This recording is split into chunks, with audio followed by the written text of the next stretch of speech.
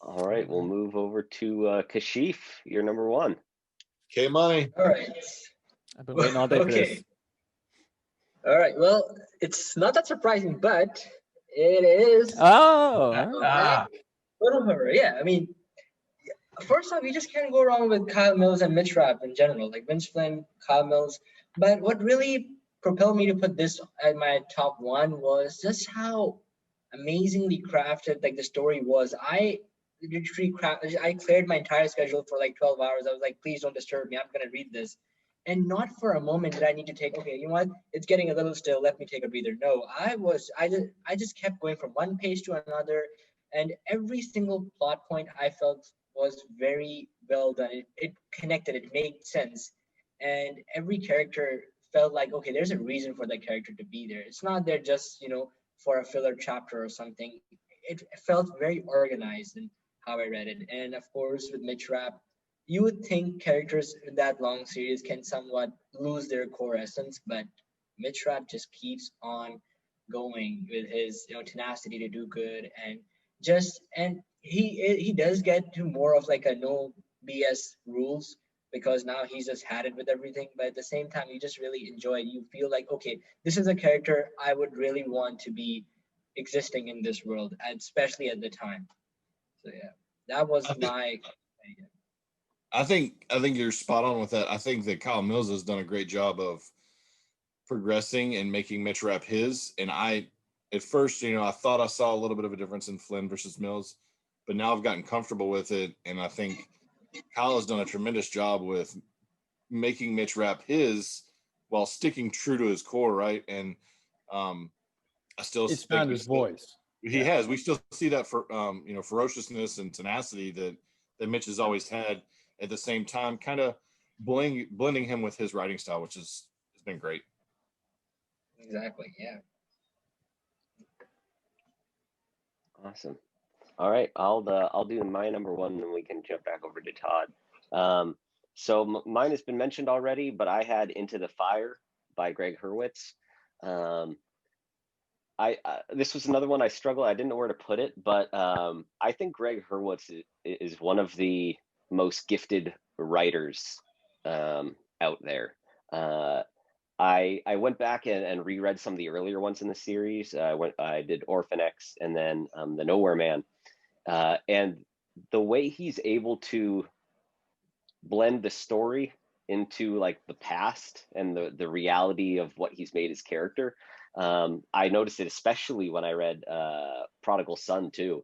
The way he's tying it back into the very first novel of Evan Smoke.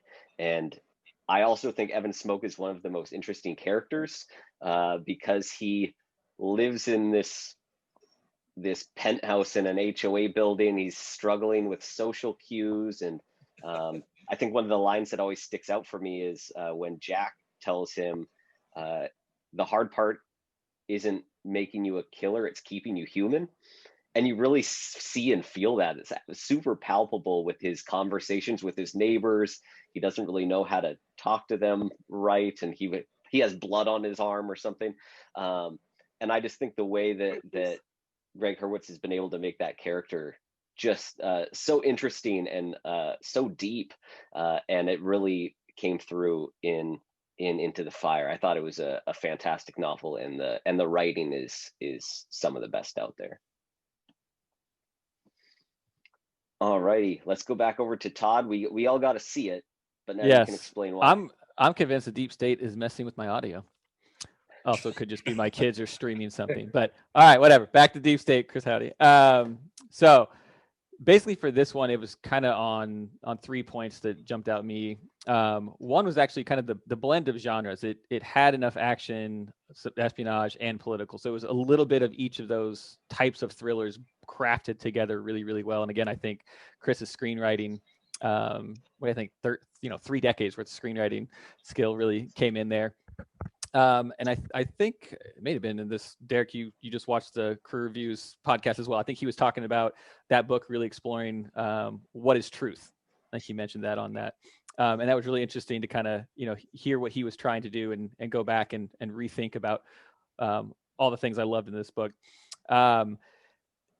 for the second part is the twist. Everyone's like, oh, the twist is, crazy and all that. As like all of us are highly seasoned readers, and we're all, I assume, pretty good at kind of identifying where a book or story may be going. And for us, it's the anticipation of how the author gets us there. Chris just kept knocking me out of nowhere. Like all of a sudden I'd be like, oh, it's going here. And then out of left field, something would jump out. I'm like, oh, and it would make total sense. Like you didn't see it coming, but as soon as you saw it, you're like, oh, absolutely. Okay. I see how that is.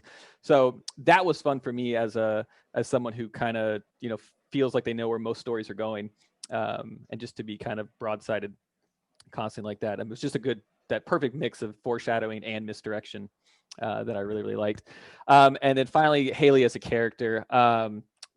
Chris on that same Crew Reviews interview had mentioned that he had based his Haley off of the character, Jennifer Lawrence's character in Winterbone, which I had seen when it first came out. I am originally from Missouri and Kansas, and so he had mentioned that that movie was based in Appalachia. It was not. It was based in the Missouri Ozarks, where my family and I had spent a fair amount of time. So I definitely have met, interacted, and know girls like that, who just are underappreciated, overlooked, and still manage to just, grab the world by its tail and push it into submission. So it was cool to kind of see, even family members. I look and I'm like, yep, that's my sister right there. That's exactly that. In fact, my sister is the best shot in the family.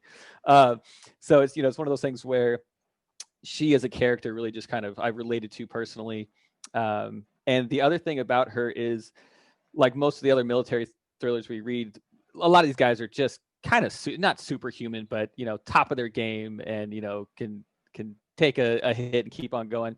Haley's kind of that little mix of she's still a little bit physically vulnerable, and she's not a super high operator, but enough that she's never out of a fight, and that determination gets her over the hill a lot of times that her skill may not be there. But overall, just the book blew me away. I just got done a couple weeks checking out the new one, Savage Road. He picks up and twists me all over again. So can't wait to see where the series goes.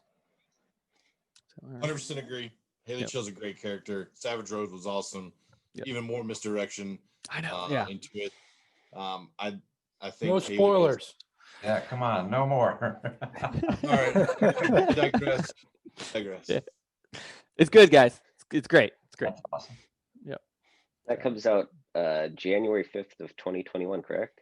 Yes. I believe. Yeah. Just a couple weeks. Awesome. Yeah. And if you want it personalized, Diesel Books in Brentwood, California is the place to go. He sent me that message. So I'll be picking mine up there.